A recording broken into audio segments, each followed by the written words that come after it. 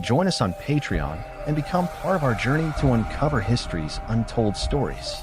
Your support helps us create in-depth content, bring hidden narratives to life, and keep history alive for everyone. There are places in the world where history feels alive, where the past has not vanished but continues to breathe through manuscripts, chants, rituals, and stories passed down from generation to generation. Among such places, Ethiopia stands alone. In its mountains, its stone-carved churches, and its ancient monasteries, Ethiopia guards a spiritual heritage that survived untouched for more than 1,000 years. And among the treasures whispered about by monks and preserved in fading manuscripts is a prophecy unlike any other, a prophecy that speaks not of kings or kingdoms, but of the archangels themselves. It is known as one of Ethiopia's most mysterious traditions, the lost prophecy of the archangels, a text rarely seen, whispered only among the learned, and understood only through the ancient Guizi language that has carried the African Christian world for centuries. To understand how such a prophecy came to be preserved in Ethiopia alone, one must journey back into the earliest centuries of Christianity, when Ethiopia became one of the first nations in the world to adopt the faith as a state religion.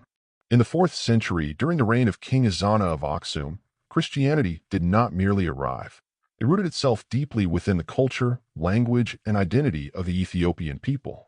While other nations warred, divided, and translated their scriptures through endless revisions, Ethiopia withdrew into its mountains, far from the political toils of Rome, Constantinople, and the councils that defined the Western and Eastern churches.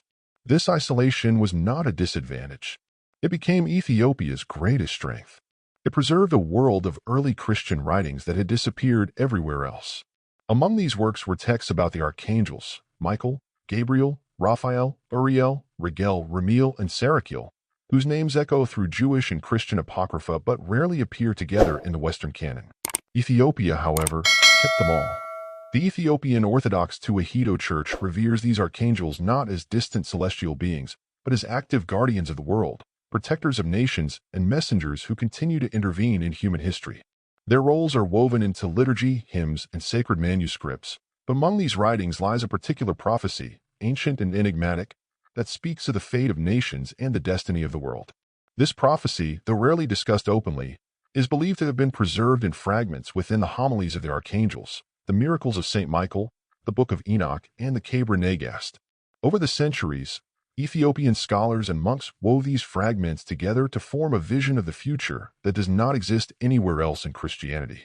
It begins with a declaration that the archangels were assigned roles over creation long before humanity took its first breath. In Ethiopian tradition, Archangel Michael stands as the defender of the world, chosen by God to guard the faithful during times of trial. Gabriel is the keeper of mysteries, the revealer of divine secrets. Raphael holds authority over healing and restoration. Uriel, whose name means the fire of God, is the custodian of light and divine wisdom.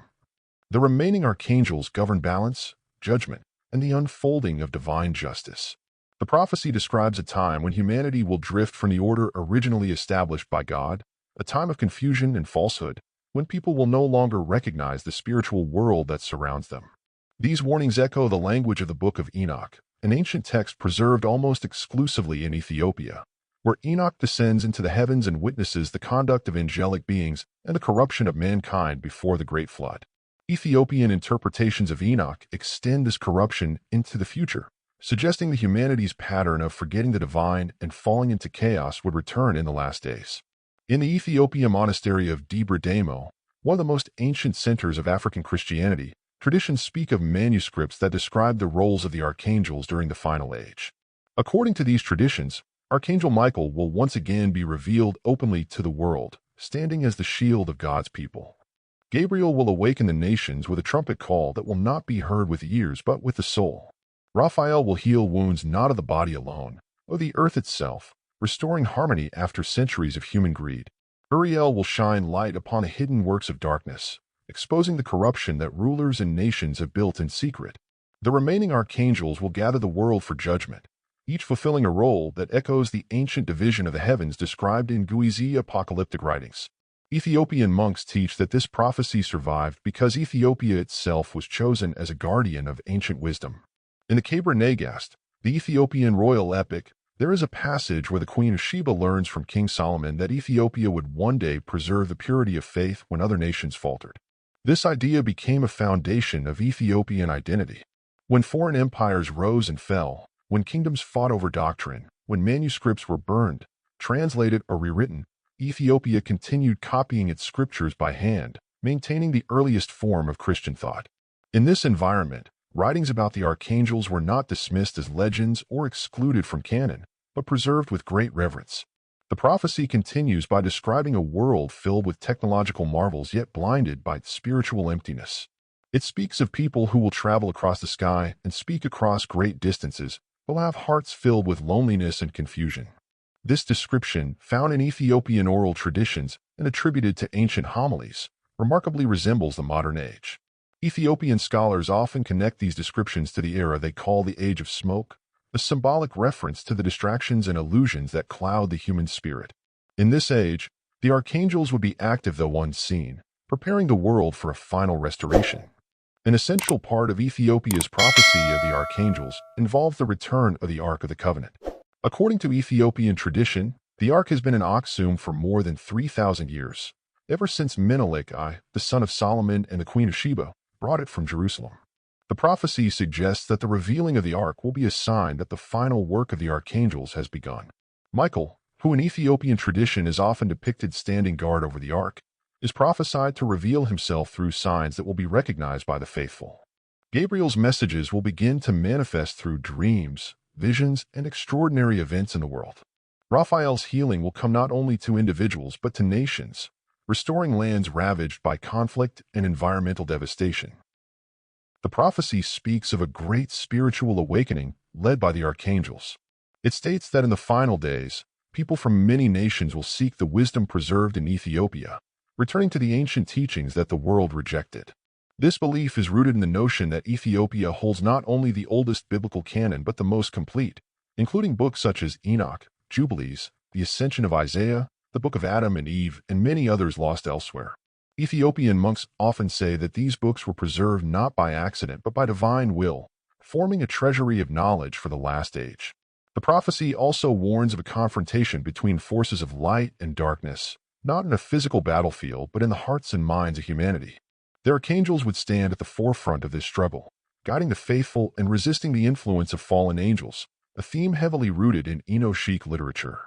In Ethiopian spirituality, fallen angels are not merely symbols of evil, but real beings who influence human history through deception and corruption.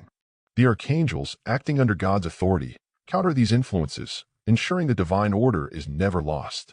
One of the most striking passages attributed to the prophecy describes a moment when the veil between heaven and earth becomes thin, allowing people to perceive the spiritual world with unprecedented clarity. Ethiopian mystics describe this as a return to the days of the prophets, when visions and divine encounters were commonplace. The archangels would play a crucial role in this unveiling, preparing humanity to understand the final revelation of God's plan. Throughout Ethiopian history, devotion to the archangels has remained strong. Churches dedicated to Saint Michael and Saint Gabriel stand across the country, from the rock-hewn churches of Lalibela to the highlands of Tigray. Every month, Ethiopians celebrate the feast days of Michael and Gabriel with fasting, prayer, and special liturgies. These traditions are not empty rituals.